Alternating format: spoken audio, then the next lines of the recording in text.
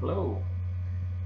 Today I'd like to read from the Reader's Digest Anthology of the World's Best Fairy Tales, edited by Bell Becker Seiden. This is a story called The Sorcerer's Apprentice. I'm sure you've all seen the little movie, The Sorcerer's Apprentice. It's not like this. This is a different one. This is a very old story. I like to think it's much more original than the Disney movie. Sorcerer's Apprentice. A man found himself in need of a helper for his workshop. And one day, as he was walking along on the outskirts of a little hamlet, he met a boy who was carrying a bundle slung over his shoulder. Stopping him, the boy said, "Good morning, my lad. I'm looking for an apprentice for my shop. Have you a master?" "No," said the boy. "I have just this morning said goodbye to my mother and am now off to find myself a trade." "Good," said the man. "You look as though you might be just the lad I need. But wait, do you know anything about reading and writing?" "Oh, yes," said the boy. "Too bad," said the man. "You won't do after all. I have no use for an apprentice who's able to read and write." "Oh, pardon me," said the boy. "If it was reading and writing you were talking about, I misunderstood you. I thought you asked if I knew anything about eating and fighting. Those two things I'm able to do well. But as to reading and writing, those are things I know nothing about." "Well," cried the man, "then you are just the fellow I want. Come with me to my workshop, and I will show you what to do." The boy, however, had had his wits about him. He could read and write well enough, and only pretended to be a fool. Wondering why a man should prefer to have an unschooled helper, he thought to himself, "I smell a rat. There's something strange about all this business, and I had better keep my eyes and ears open." While he was pondering this, his new master was leading him into the heart of the deep forest.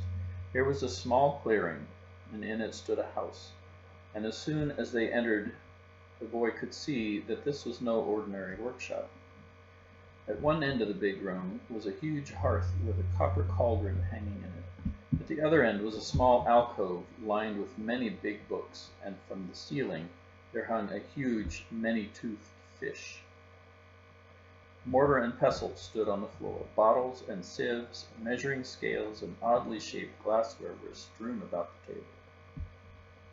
Well, it did not take the clever young apprentice very long to realize he was working for a magician or sorcerer of some kind, and so, although he pretended to be quite stupid, he kept his eyes and ears open and tried to learn all he could. "Sorcery, that is a trade I would dearly love to master," said the boy to himself. "A mouthful of good chants and charms would never come amiss to a poor fellow like me, and with them I might even be able to do some good in the world."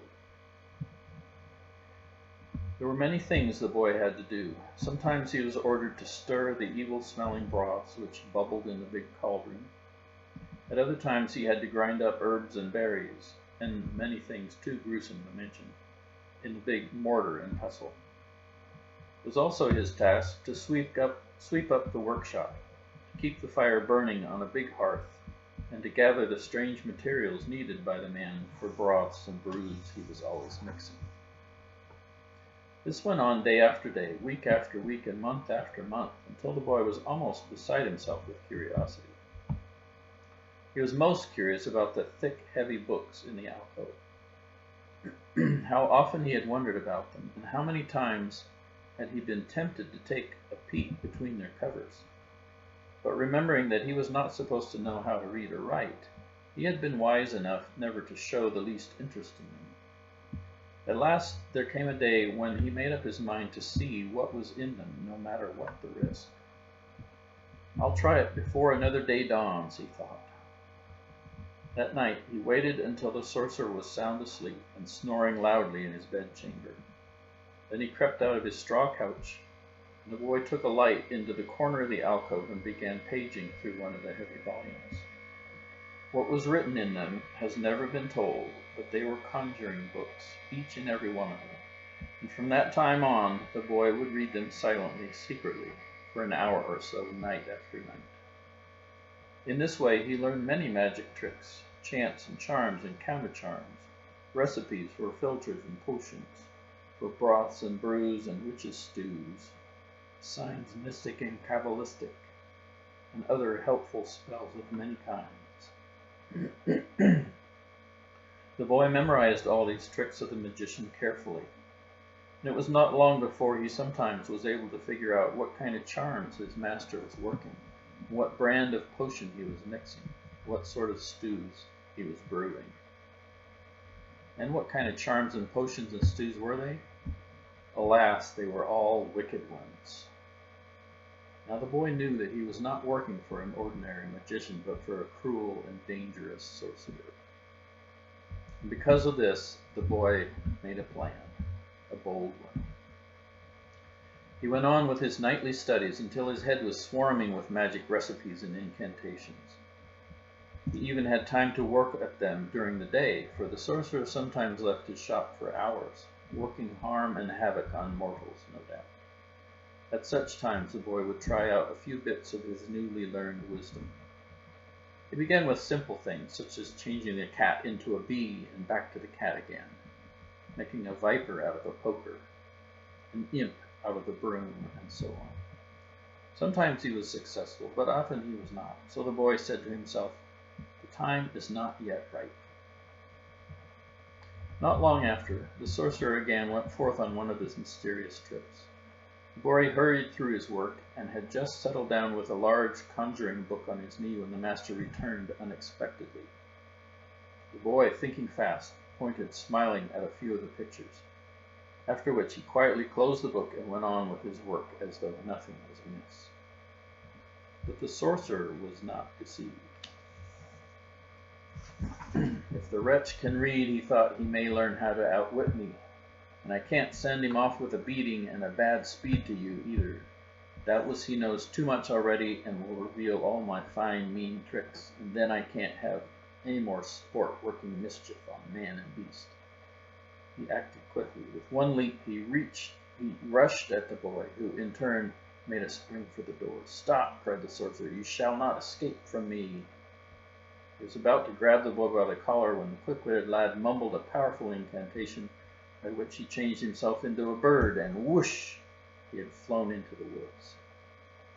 The sorcerer, not to be outdone, shouted the charm, thus changed himself into a larger bird, and whoosh! He was after the little one. With another incantation, the boy changed himself into a fish, and whoosh! He was swimming across the big pond. But the master was equal to this, for with a few words he made himself into a fish too, a big one, and swam after the little one. At this the boy changed himself into a still bigger fish, but the magician, by a master stroke, turned himself into a tiny kernel of grain, and rolled into a small crack in the stone where the fish couldn't touch him. Quickly the boy changed himself into a rooster, and peck, peck, peck, with his sharp beak he snapped at the kernel of grain and ate it up. That was the end of the wicked sorcerer, and the boy became the owner of the magic workshop. And wasn't it fine that all the powers and ingredients which had been used for evil by the sorcerer were now in the hands of a boy who would use them only for good?